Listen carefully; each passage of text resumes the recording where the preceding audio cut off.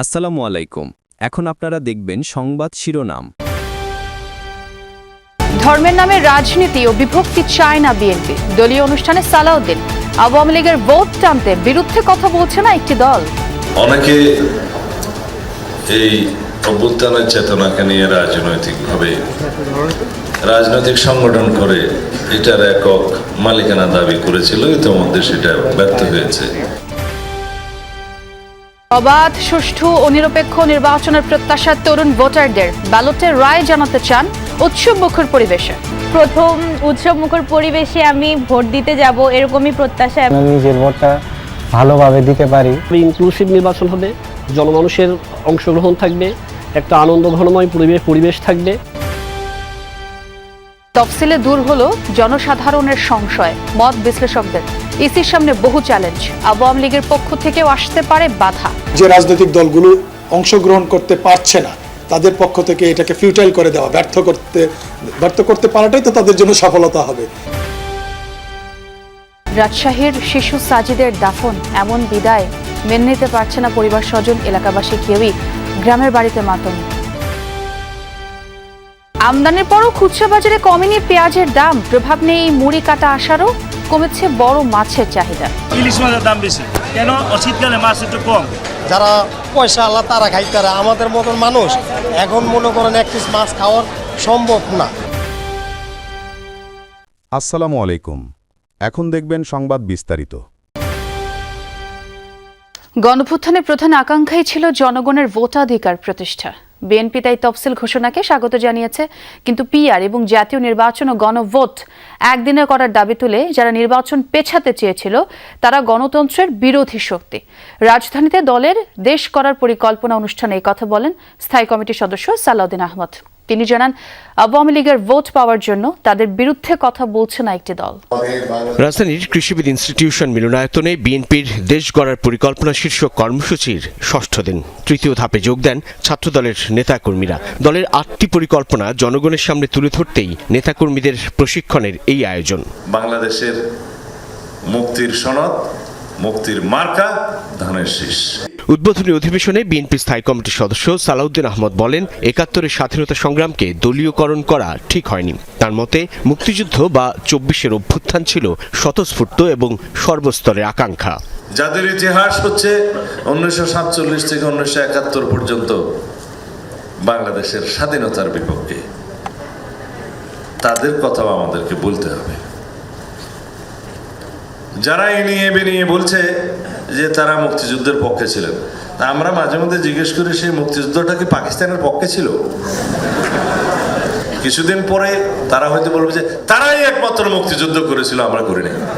তফসিল ঘোষণা নিয়েও কথা বলেন সালাউদ্দিন। যারা নির্বাচনের দিন তারিখ পেতে আলাপ আলোচনা ও সহিষ্ণুতার মধ্য দিয়ে বিএনপিকেও সংগ্রাম করতে হয়েছে।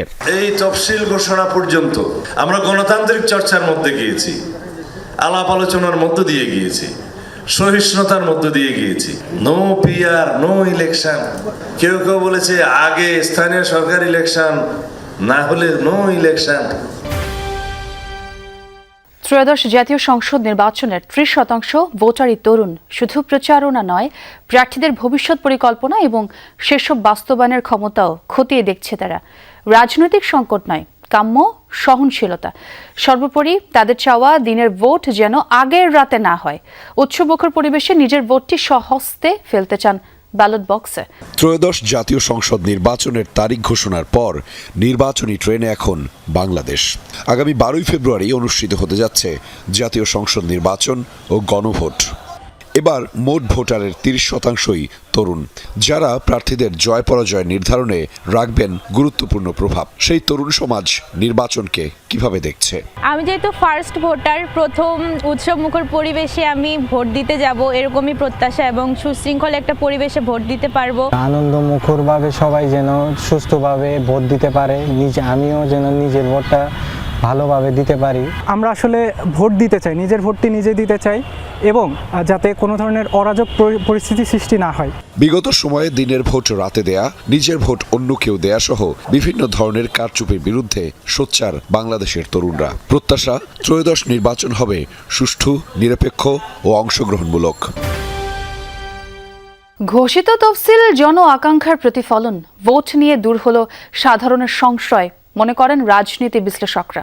তারা বলছেন, সুষ্ঠু ভোট আয়োজনে নির্বাচন কমিশনের সামনে এখন বহু চ্যালেঞ্জ, বাধা আসতে পারে আওয়ামী লীগের পক্ষ থেকেও।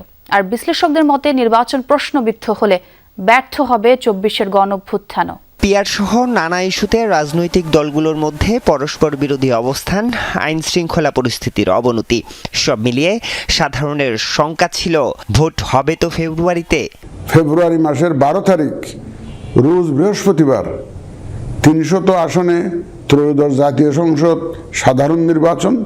সব জল্পনা ছাপিয়ে বৃহস্পতিবার ঘোষণা করা হয়েছে ত্রয়োদশ জাতীয় সংসদ নির্বাচনের তফসিল, যাকে স্বাগত জানিয়েছে ক্রিয়াশীল সব রাজনৈতিক দল।